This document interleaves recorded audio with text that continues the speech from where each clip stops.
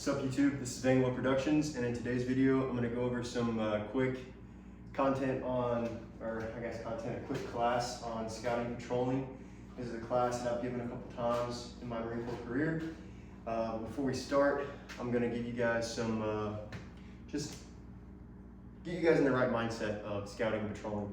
So in my mind, when it comes to, I know I started patrolling, but scouting, one of the main things I'm concerned about and thinking about is more of that reconnaissance aspect of scouting, not necessarily like a recon element, but you're scouting, you're going away from the main body of your group or your fob, wherever you're going, and you're trying to gather intel, not necessarily of like a specific group or a specific area, but of the route you guys are gonna take, which could also be route reconnaissance, but in a way, you're scouting ahead of the main body, making sure there's no enemy over there or fortifications or even civilian or non-combatant piece. You're looking for anything while you're scouting, looking for booby traps, anything, so that way you can get a detailed route plan and you know what areas to hit and what areas not to hit on your patrol. So with that aspect being in mind, what's something that we're like, if we're mainly scouting and patrolling, which is mostly what we're going to be doing, you know, we need to think, we need to put our mindset in there. So that concealment, camouflage that moves with you, right? So right here, I just have a boonie hat that I cut the inside of it out and shoe glued a little net for ventilation, and then zip tied fishnet on the top, and then you just put your jute, your whatever you want. And there's still some parts that are exposed, because if I was going to be stationary for a little bit, you can put natural veg in there, and that'll help conceal your head a lot better. Which on that part, we don't just want our heads concealed, we want most of the time our entire upper body concealed. So what is this? In one of my videos, you've seen this before. This is my Cobra hood, but this is a much needed update to the Cobra hood. I've actually taken the time to increase its capabilities and to make it blend in more with my environment. So it's a lot better than it was. And that's just gonna help me in the long run with concealment. And that last piece with concealment we need to think about are Kevlars. Now you guys have seen my headdress before, but I kind of had the idea that that was too much. It was too much junk and it's just gonna stand out. You want something that's not gonna stand out too much and kind of be nonchalant about it. Obviously I wouldn't just leave my mount on here, but I did like a regular helmet cover underneath and then a Bees Combat Systems cover over the top, and then just did some shirt, or I guess blouse, cut it in little pieces, spray painted it, and then wove it through. And now it's not too insane like my old one, my old scrim, but it's still just enough that if I were to be operating in the bush, that it's, you know, but if you are concealing yourself but you're moving around, it kind of takes away from the whole aspect of it. That's another reason I took down some of the scrim. So if I have to stop and be stationary, it's just enough to keep me concealed, but it's also not going to draw attention with so much crap on you. If you're moving around, it's just going to draw a lot of unwanted attention to where you're at. So that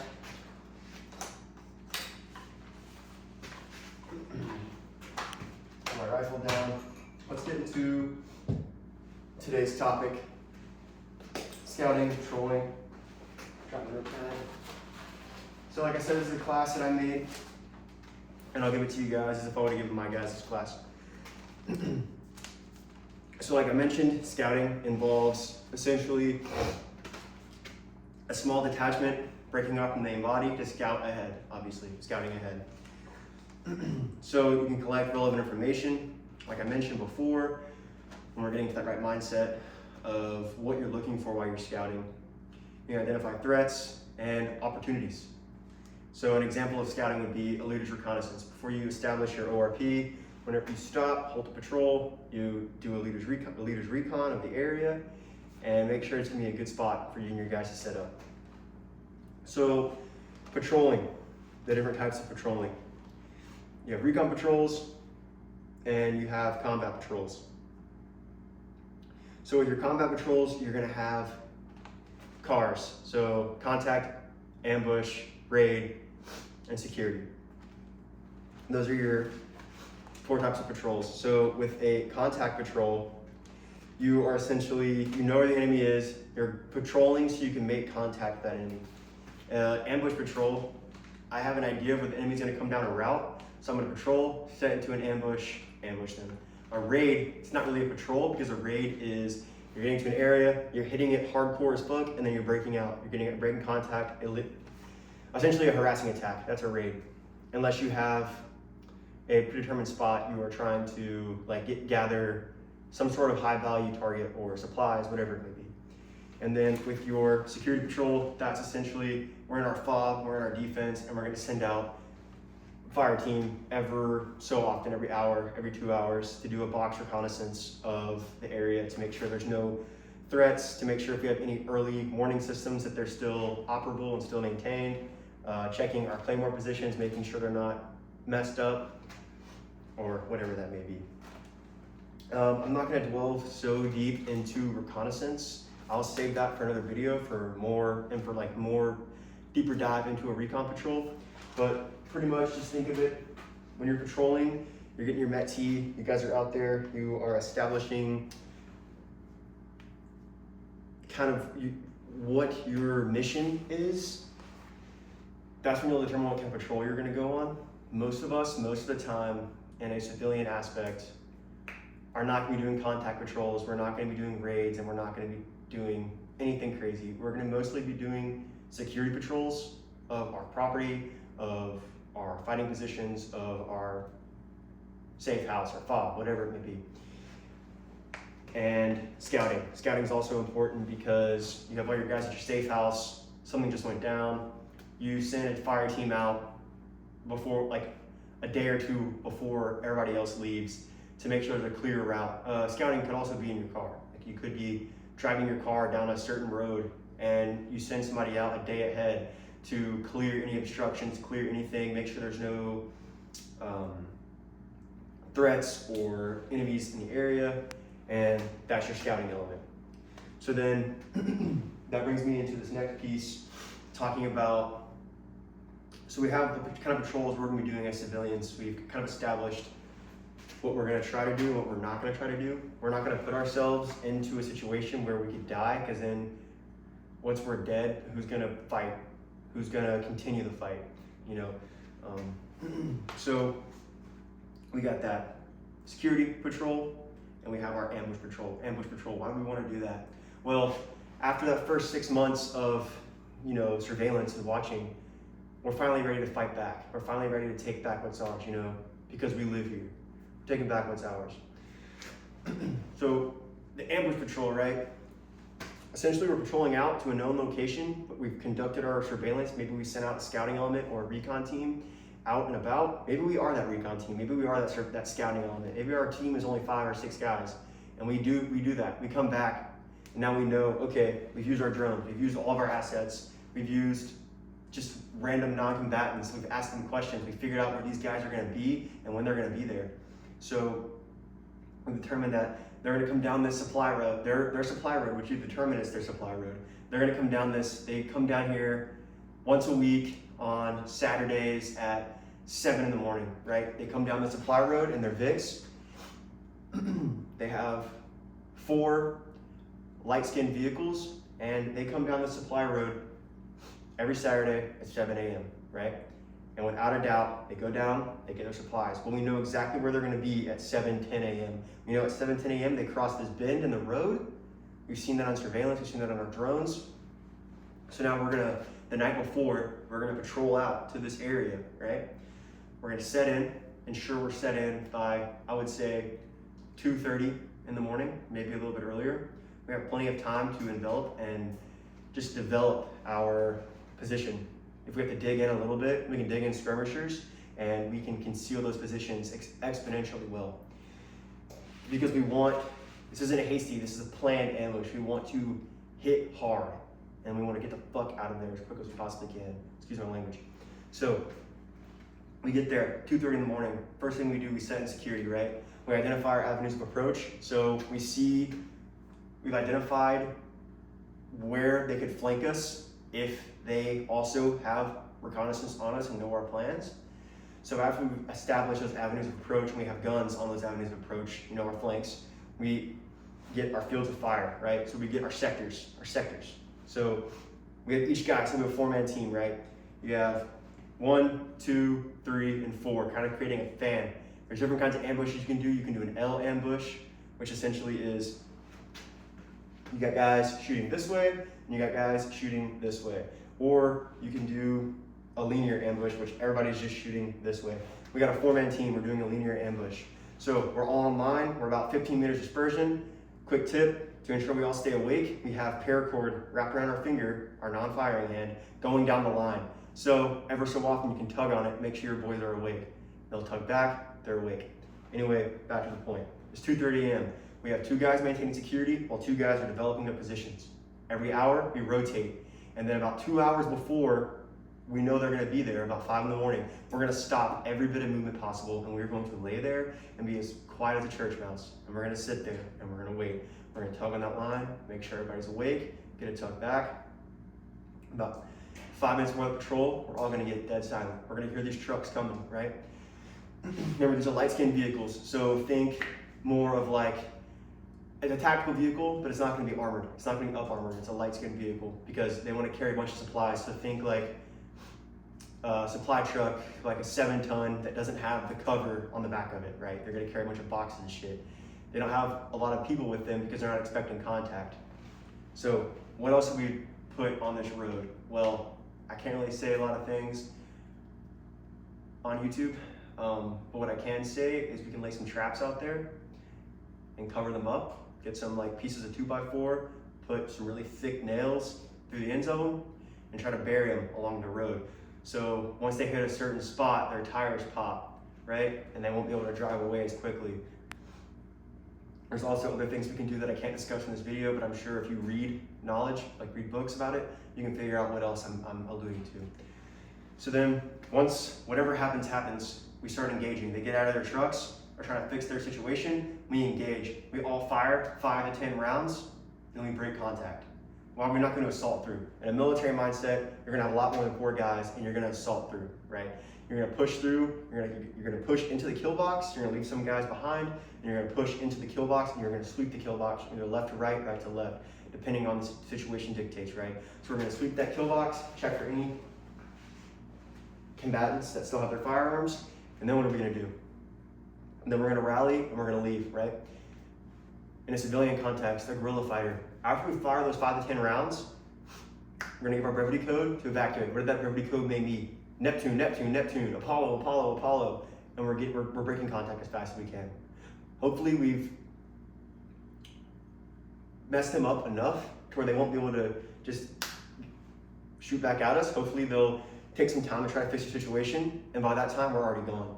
That's the hope of it. So we patrol back, we break contact, we beat feet as fast as we can. We have set a rendezvous point, like a rally point, that we all know where it's going to be. So in case we get separated or lost, we all end up at the same rally point. We end up at this rally point. Hopefully it's far enough away that they haven't came into the woods to track us. If they have, we're still beating feet once we get to that rally point. And you can set multiple rendezvous points for different phase lines. You can set one that's 500 meters behind the ambush. You can set one that's a mile away. As long as you know how to get there and you can get there quickly, that's the best thing. But also what's even better is staying together in a close proximity and not losing sight of your guys, but establishing those rendezvous points will help you in the event that you get separated from your guys. Now, we've made it to a rendezvous point. We have deemed the situation as it's cool now, it's not hot, so we are going to patrol back in a column back to where our vehicles are when we can get out of there. Or we have a pickup point established and somebody's gonna pick us up. So there's a lot of planning, SOPs, it all just goes into this. It's just ideas for you guys, but that would be the breakdown of an ambush. And I've already broke down security patrol. Essentially, you are just picking a box that could be any, like it could be a 100-meter box, it could be a 300-meter, 500. It's all on you. I would say the closer you are in, the better. You can react to contact faster if you happen to be on the patrol and enemies attack your fob. So probably 300. You're patrolling 300 meters straight out, 300 meters across, and 300 meters back. And you're not coming into the same exit point, you're gonna go into a different one. So if you have enemies watching you, they're not gonna really know where your fob is. They just know it's in this direction, but they don't know exactly where the entry point is. So just a lot of things to think about. Like I mentioned, I will do a more in-depth video on reconnaissance patrols. Hopefully I can actually be out in the woods to show you guys, but like I mentioned, I've been moving. If you can't tell, I moved in now to my house. Praise be to the Lord for giving me this opportunity to be able to afford a house at my age and be able to start a family here. I'm very thankful for that. And it's also Easter, so happy Easter, you know? He is risen. He is the reason we're here and we're able to do the things we want to do. So praise be to the Lord. So I want to thank you guys for watching this and give you guys just a quick little idea. I just did this today. I'm sure you've seen this a bajillion times in different places. But essentially what I did was I took some glow tape and some Velcro and stuck them together and cut them in little squares. You can use this for your guys's like SOPs, your teams. Take one of these, diamond back of your Kevlar, 2 diamonds in the back of your Kevlar, on the back of your assault pack. You know when you're patrolling at night, if you see 2 diamonds, you're safe. So you know that if you see 1 square or 1 diamond, or let's say 3 or 4 diamonds, that's not my guy. I should probably get out of there and find my guys. Anyway, it's just an idea. Also, on my belt, I switched out my mag pouches to 2 just British issued Desert DPM triples that I have spray painted. And somebody mentioned in a video, one of my comments actually on this point, why do I spray paint a lot of my gear? Well, one of the reasons is because it helps break up the natural just kind of outline that camo creates, because camo is kind of bright when it's new. And yeah, when you get it dirty and whatever, whatever. But painting over the pattern and little stripes and other colors and leaving some of the pattern underneath, it just makes it blend in a lot better. That's just all I can really say to it. Adding those hard lines, because you know, in the woods and all these branches and twigs and stuff, a big blob of camo is just gonna stick out up against these tree branches and these bushes. If you have some brown lines, kind of like hunting camo per se, it's gonna blend a lot and look a lot, what's the word, smoother to the eye. It's not something that just sticks out and you see it and you're like, oh crap, there's somebody there. It's more along the lines of, okay, what is that? Is that somebody or is that just a tree? Also plays into your Cobra hoods and your boonies, your Kevlar covers, your pack covers. So yeah, this is the rig. Not much to it. Another video I want to work on for you guys is somebody was asking about more of a budget kit. So that's something I'm going to work on for you guys. I'm going to try to keep it under $100. Keep it as simple as I can, maybe $150, and make you guys a budget kit, something that you guys can right off the rip. Not uniform, backpack, no, just a kit, just like your gear. Because it'd be a lot more expensive than $150 if you had to put uniform, pack, all that into it. But yeah, so I also just bought, it's not here yet, but I got the British UBAX Cool Max, whatever shirt. It's like the sweat wicking material right here, and the sleeves are like regular, like this material. Because I think I'm gonna switch more to multicam. I think it blends in better. 2 of my buddies in my group are multicam, and when we're out there patrolling and training, multicam does blend a lot better than anything that I've had. So that's why it's just a universal pattern and it looks good. Anyway, thank you guys for watching. If you have any questions at all, drop it in the comments. Thank you guys, really appreciate all that you've done for me so far. See you guys next time.